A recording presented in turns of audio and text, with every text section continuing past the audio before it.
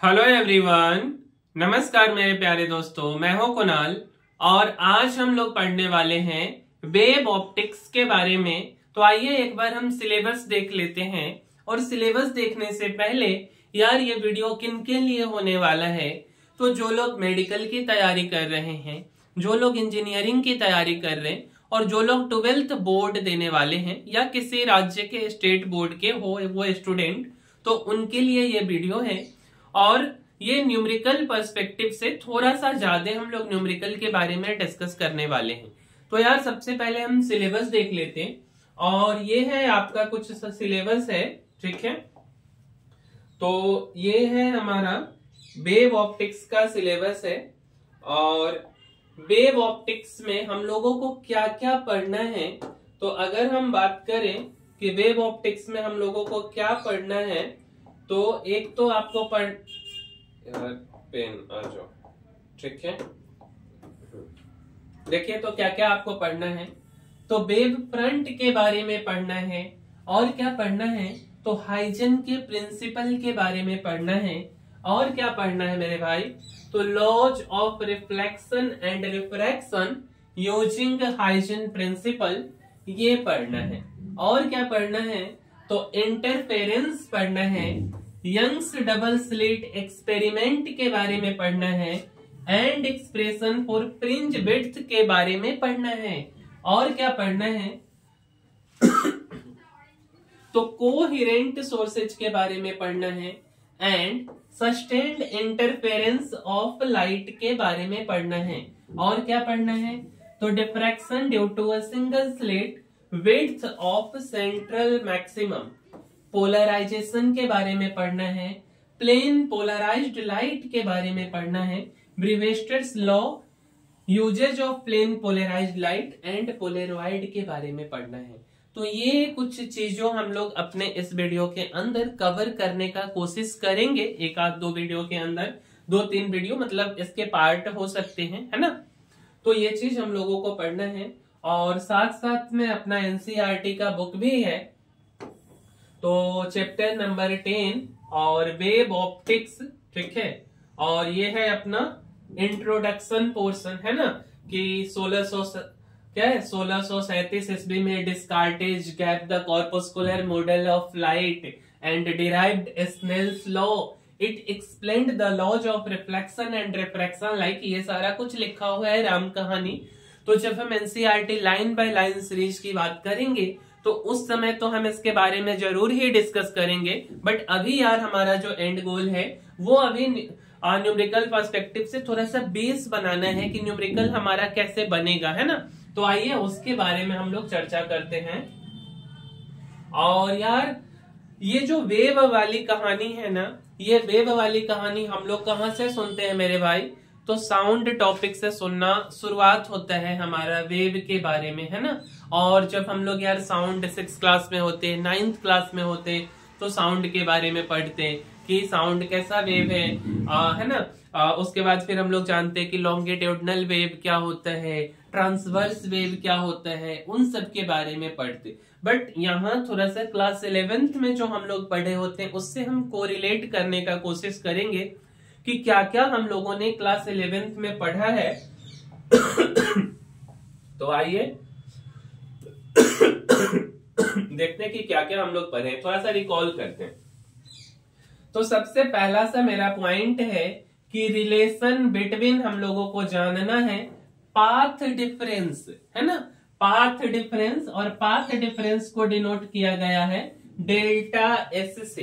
क्या चीज से डिनोट किया गया है मेरे भाई, डेल्टा एस से। एक बार देख लेते कि अपना वीडियो क्लियर आ रहा है कि नहीं आ रहा है। बिल्कुल क्लियर आ रहा है ना। उसके बाद जो है हमारा फेज डिफरेंस के बारे में पढ़ना है। फेज डिफरेंस को फाई से डिनोट किया जाता है। क्या चीज से डिनोट किया जाता है, तो फाई से डिनोट किया जाता है। और अगला है मेरे भाई टाइम डिफरेंस। टाइम डिफरेंस को हम लोग डेल्टा टी से डिनोट करते हैं। अब यार हम लोग ये पूछेंगे ना अपने आप से कि फेज डिफरेंस क्या होता है, टाइम डिफरेंस क्या होता है ना। तो यार मेरे भाई मान के चलो ना, डिफरेंस की चर्चा क्यों आई। जैसे ले लो ना, एक बालक ना कहीं यहां से यहां जा रहा होगा, ठीक है, और दूसरा सेम बालक ना कहीं यहां से गया होगा और कहीं यहां पे पहुंच गया। तो पहला वाला बालक ना यहीं तक गया है और दूसरा वाला बालक ना यहां तक गया। तो मेरे भाई दोनों में डिफरेंस निकालने के लिए हम लोग सब्ट्रैक्ट करते, ऐसा जस्ट हम अंदाजा लगा सकते हैं। ठीक है, तो ये चीज। अब देखिए, तो जैसे मान लीजिए ना कि हमने यार एक इक्वेशन लिया है और मेरा जो इक्वेशन है वो y equal to a sine omega t हमने इक्वेशन लिया है। क्या लिया है? y equal to a sine omega t. ठीक है, तो अगर आपसे पूछा जाए कि आप बताओ कि साइन वेव का, ठीक है, आप बताओ कि साइन वेव का जो है वो ग्राफ कैसे बनेगा, है ना। अगर आपसे मान के चलिए कि पूछा जाता है कि साइन वेव का ग्राफ, तो मेरे भाई ये है y एक्सिस और ये वाला जो x एक्सिस है, इस एक्सिस को हमने क्या लिया है? तो हमने टाइम एक्सिस लिया है। ठीक है, और मान लीजिए कि एक वेव यहां से ऐसे चलना शुरू किया, यहां से ऐसे ऐसे करके ये अपने वेव मोशन को कंटिन्यू किए जा रहा है। ठीक है, तो जहां से कोई वेव चलना शुरू होता है, जहां से कोई वेव चलना शुरू हुआ, जैसे कि यहां से और आकर के यहाँ पे पहुंच गया, तो जाकर के हम लोग बोलते कि ये ना आपका एक कंप्लीट वेव है। कंप्लीट वेव का मतलब क्या हुआ कि जहां से हम चलना शुरुआत किए थे उसी लाइन पे, उसी रेफरेंस पे जाकर के पहुंच गए, और उसी चीजों को हम लोग क्या बोलते हैं? तो उसी चीज को हम लोग बोलते हैं लैम्डा। लैम्डा का मतलब क्या होता है? तो लैम्डा होता है वेव लेंथ। लैम्डा का मतलब क्या होता है? Wave length.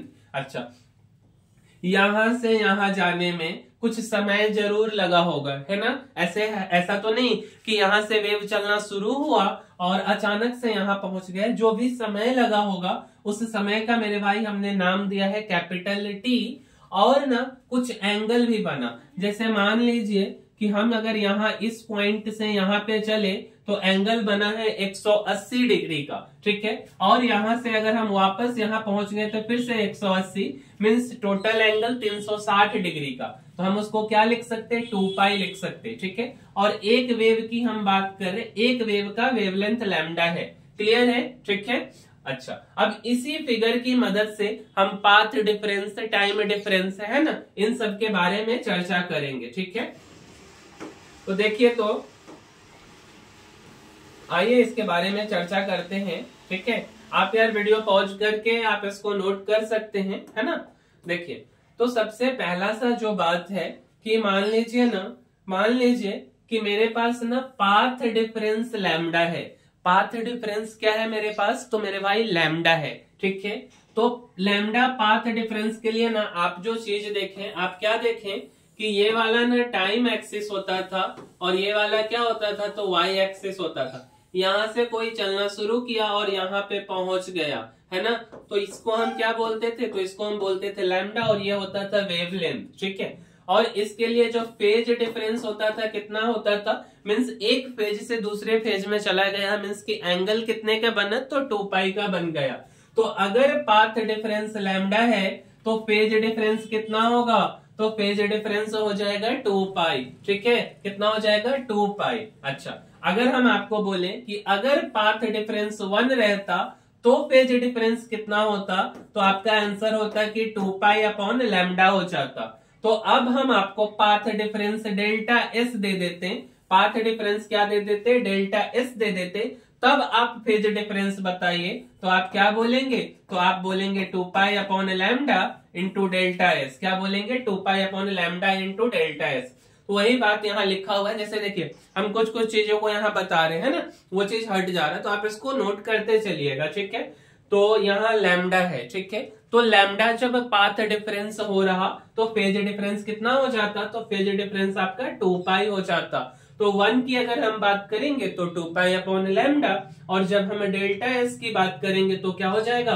2 pi upon lambda into delta S. ठीक है, क्लियर है इतना बात? अच्छा, अब अगर हम आपको बोले मेरा जो मेन गोल था वो हमको क्या निकालना था? तो हमको फेज डिफरेंस कैलकुलेट करना था। क्या चीज? Phase difference. तो फाई इक्वल टू क्या आ गया? तो मेरे भाई फाई इक्वल टू आया 2 पाई अपॉन लैम्डा और इंटू क्या आ गया? डेल्टा एस आ गया। तो फेज डिफरेंस का यहाँ से जो वैल्यू मिला phi equal to 2π/λ into delta s मिल गया। ठीक है, क्लियर है इतना बात। चलिए अब यार देखिए तो आगे बढ़ते हैं। यहां से क्या हम कर सकते हैं, ये बार बार कट हो जा रहा है ना, बट ठीक है, धीरे धीरे लर्निंग है। देखिए तो अच्छा, अब ना यार हम लोग क्या पढ़ते हैं, तो हम लोग ना एक और चीज पढ़ते हैं, और वो क्या है कि v इक्वल टू ना हम लोग क्या पढ़ते हैं, तो हम लोग पढ़ते हैं v इक्वल टू होता है f into lambda. v equal to क्या होता है, velocity equal to frequency into wavelength. तो लैम्डा इक्वल टू क्या हो जाएगा, वेलोसिटी अपॉन फ्रीक्वेंसी। तो मेरे पास क्या फॉर्मूला था, तो फाई इक्वल टू 2π/λ और इनटू में क्या था, डेल्टा एस। तो अगर हम यहाँ से लैम्डा के वैल्यू को पुट करना चाहें तो क्या हो सकता है, फाई इक्वल टू 2π/λ के जगह पे क्या हो जाएगा भी, और f ऊपर चला जाएगा, डेल्टा एस मल्टीप्लाई में आ जाएगा। तो फाई इक्वल टू, फाई क्या है आपका फेज डिफरेंस, और फेज डिफरेंस का आपका एक और वैल्यू मिला in terms of frequency and in terms of velocity, और वो क्या मिला कि phi equal to 2πf divided by v, और इनटू में क्या हो गया, डेल्टा एस। क्लियर है ये बात। ठीक है, चलिए ये आपको मिलते चला जाएगा, सेव होते जा रहा है ना, अभी ये पता नहीं क्यों हट जा रहा है। ठीक है, इसको बाद में समझते हैं, अभी आगे बढ़ते। चलिए देखिए तो अगला हमारा जो बात है, अब अगला हम लोग क्या चीज के बारे में बात करने वाले हैं, तो मेरे भाई अगला जो हम बात करने वाले हैं वो हम टाइम डिफरेंस को रिलेट करने का कोशिश कर रहे हैं। आइए टाइम डिफरेंस को समझते हैं। तो भैया सबसे पहली बात क्या है कि अगर मान लीजिए ये ना मेरा टाइम एक्सिस है और ये वाला क्या है, तो ये वाला मेरा वाई एक्सिस है, और मेरे भाई हम यहाँ से चलना शुरू किए और आकर के यहाँ पे पहुंच गए, तो हम इसको क्या बोलते थे, तो हम इसको बोलते थे कि ये एक कंप्लीट वेव पूरा हो गया, और कंप्लीट वेव पूरा हो गया तो उसको आप क्या बोलोगे, तो उसको आप बोलोगे वेवलेंथ, जिसको कि हम लोग लैम्डा से डिनोट करते थे। तो यहाँ पे हमने लैम्डा लिख दिया। ठीक है, और यहाँ से यहाँ तक जाने में कुछ समय लगता था, उस समय को हम कैपिटल टी बोल दिया करते थे। और जो है फेज डिफरेंस इसके लिए कितना था, जो एंगल बनता था वो 2π बनता था, और इसी के माध्यम से हम टाइम डिफरेंस निकालने का कोशिश करते। तो मेरे पास ये कुछ ग्राफ है, ठीक है, ये वाला ग्राफ है, और यहाँ से यहाँ तक हमारा वेवलेंथ लैम्डा, और ये वाला हमारा टाइम डिफरेंस है। तो देखिए तो अगर पाथ डिफरेंस लैम्डा था तो टाइम डिफरेंस क्या है, तो टाइम डिफरेंस हमारा t है। ध्यान से सुनिएगा, यहाँ पे भी लिखते हैं, अगर पाथ डिफरेंस लैम्डा है तो टाइम डिफरेंस क्या था, t था। अगर हम आपसे पूछे कि पाथ डिफरेंस 1 हो जाए तो टाइम डिफरेंस क्या हो जाए, तो आपका आंसर होगा t/λ। तो अगर हम पाथ डिफरेंस को डेल्टा एस कर दें तो टाइम डिफरेंस क्या हो जाएगा, तो आप बोलेंगे t/λ, और इनटू में बोल देंगे कि डेल्टा एस, क्या बोल देंगे, t/λ इंटू डेल्टा एस। तो सेम हमने वही बात को लिखा है कि टाइम डिफरेंस को हम क्या बोले थे स्टार्टिंग में, कि डेल्टा टी से डिनोट करते हैं, और डेल्टा टी इक्वल टू क्या होता है, तो t/λ इंटू डेल्टा एस। तो ये एक फॉर्मूला हो गया आपका टाइम डिफरेंस का। चलिए आगे बढ़ते हैं, और आपका जो है यार ये क्या इसका समस्या है। चलिए देखिए तो टाइम डिफरेंस का बात हो गया। अब आगे हमारा जो गोल है, देखिए तो अब हम फेज डिफरेंस के बारे में टाइम डिफरेंस के टर्म में एक और फॉर्मूला बनाने का कोशिश करते। ठीक है, देखिए तो क्या बन सकता है। तो यार सबसे पहली बात ना कि अगर ना जब टाइम डिफरेंस t था, क्या था टाइम डिफरेंस, तो टाइम डिफरेंस t था, उस केस में जो फेज डिफरेंस है वो 2π है ना। उस केस में जो फेज डिफरेंस होता था वो क्या होता था, तो फेज डिफरेंस आपका 2π हो जाता था। ठीक है, अच्छा तो अगर हम इस बात को बोले कि जब टाइम डिफरेंस t है तो फेज डिफरेंस क्या हो गया, तो फेज डिफरेंस 2π हो गया। अगर आपसे पूछा जाए कि जब टाइम डिफरेंस 1 है तब फेज डिफरेंस आप बता दो, तो आप बोलोगे कि 2π/t। तो अगर हम आपको वैल्यू देते हैं कि अगर जब टाइम डिफरेंस डेल्टा t हो तब आप फेज डिफरेंस बता दो, तो आप बोलेंगे कि 2π/t, और इनटू में आप लिख दो डेल्टा t। तो हम फेज डिफरेंस की ही बात करें तो फेज डिफरेंस मतलब फाई, और फाई इक्वल टू आप क्या लिखेंगे, तो 2π/t, और इनटू में आप क्या लिख देंगे, तो डेल्टा t लिख देंगे। ठीक है, क्लियर है ये बात। चलिए आगे बढ़ते हैं। देखिए तो आगे अब ना हम एक बार कंक्लूजन बताने का कोशिश करते हैं। ये है हमारा 5th नंबर पॉइंट, ठीक है। और देखिए तो इसका कंक्लूजन हमारा क्या क्या निकल के आया है। तो सबसे पहला ना मेरे पास जो है फाई का 2 वैल्यू निकल करके आया है ना। तो सबसे पहला सा वैल्यू जो फाई का निकला है वो निकला है 2 पाई अपॉन लैम्डा इंटू में डेल्टा एस निकला है। मतलब कि लैम्डा और डेल्टा एस जब वेवलेंथ के टर्म में आपका एक वैल्यू निकला, दूसरा क्या निकल गया phi equal to 2 pi upon T, और इनटू में क्या निकल गया तो आपका डेल्टा टी निकल गया। ठीक है, क्लियर है। और देखिए तो अगर हम बोलना चाहें कि अगर ना मान लीजिए कि डेल्टा टी और डिवाइडेड बाई टी करते हैं, ठीक है, डेल्टा टी और डिवाइडेड बाई अगर हम टी लिख दें तो जैसे ना हम यहाँ से एक चीज लिखने का कोशिश कर रहे हैं। जैसे देखिए अगला अगर मान के चलिए डेल्टा टी अपॉन टी लिखा हुआ है तो उस केस में ये क्या हो जाएगा डेल्टा एस अपॉन लैम्डा हो जाएगा। ठीक है, कैसे होगा इस बात को अगर समझें, ठीक है। तो देखिए तो अगर हम ये डेल्टा टी, जैसे मेरे पास फॉर्मूला है phi equal to 2 pi upon T into में क्या है तो डेल्टा टी है। ठीक है, तो अगर हम बोले डेल्टा टी इक्वल टू, तो डेल्टा टी इक्वल टू क्या हो जाएगा पाई इंटू टी और डिवाइडेड बाई क्या हो जाएगा तो 2 पाई हो जाएगा। ठीक है, अगर हम टी से डिवाइड करते, टी से यहाँ डेल्टा टी अपॉन टी, ठीक है, तो यहाँ भी एक टी से डिवाइड होगा और ये टी कट जाएगा तो फाई अपॉन 2 पाई बचेगा। और फाई अपॉन 2 पाई के जगह पे आप क्या लिख सकते हो, ये मल्टीप्लाई में है तो यहाँ डिवाइड में आ जाएगा तो डेल्टा एस अपॉन लैम्डा बचेगा। ठीक है, तो ये यहां से हम वैल्यू लिखें कि delta T upon T equal to क्या हो गया डेल्टा एस अपॉन लैम्डा हो गया। ठीक है, चलिए आगे बढ़ते हैं। अगला जो बात है, अगला क्या है, मान लीजिए जस्ट सपोज कीजिए एक छोटा सा क्वेश्चन बनाने का कोशिश करते। सपोज जस्ट एक छोटा सा क्वेश्चन है कि मेरे को ना 100 क्या दिया है, देखो तो ध्यान से देखने का कोशिश कीजिए तो हम क्या बोलना चाह रहे हैं। तो आपको यार क्या दिया है कि 100 पाई है, सॉरी फाई नहीं है, 100 पाई का फेज डिफरेंस है। क्या दिया गया है आपको, तो आपको दिया गया है कि फेज डिफरेंस है 100 पाई का, कितने का 100 पाई का। तो आप पाथ डिफरेंस बताइए, क्या बताइए आप पाथ डिफरेंस बताइए। मतलब आपका जो फॉर्मूला है वो क्या चीज के टर्म में दिया गया है तो फेज डिफरेंस के टर्म में दिया गया है। मतलब कि फाई का वैल्यू कितना दिया है तो फाई का वैल्यू आपको दे दिया है 100 पाई और आपसे क्या पूछ रहे हैं तो आपसे पूछ रहा है फेज डिफरेंस। ठीक है, तो फेज डिफरेंस के बारे में अगर हम बात करें तो फेज का मतलब क्या हो गया हमारा तो आपका डेल्टा एस। ठीक है, देखिए तो अब ना फाई इक्वल टू क्या होता है तो फाई इक्वल टू होता है 2 पाई अपॉन लैम्डा और इनटू में हो गया डेल्टा एस। ठीक है, यही आपसे पूछ रहा है, पाथ डिफरेंस ही पूछ रहा है, वो हम मिस्टेक से बोल गए है ना कि 100 पाई का तो फेज डिफरेंस दिया है तो आपसे पाथ डिफरेंस पूछना चाह रहे हैं। ठीक है, तो लिखिए कि फाई के जगह पे क्या है आपका तो 100 पाई लिखा हुआ है और 100 पाई किसके बराबर है तो 2 पाई अपॉन लैम्डा और इनटू में डेल्टा एस। आपसे यही पूछना चाह रहा है ना, तो पाई से पाई को काट दीजिए, 2 से 100 को काटिए 50 बार में, ये लैम्डा जब इधर आएगा तो 50 इंटू लैम्डा और ये किसके बराबर हो गया तो डेल्टा एस के बराबर हो गया। तो जो पाथ डिफरेंस आया वो कितना आ गया तो 50 लैम्डा का आ गया। ठीक है, चलिए आगे बढ़ते हैं।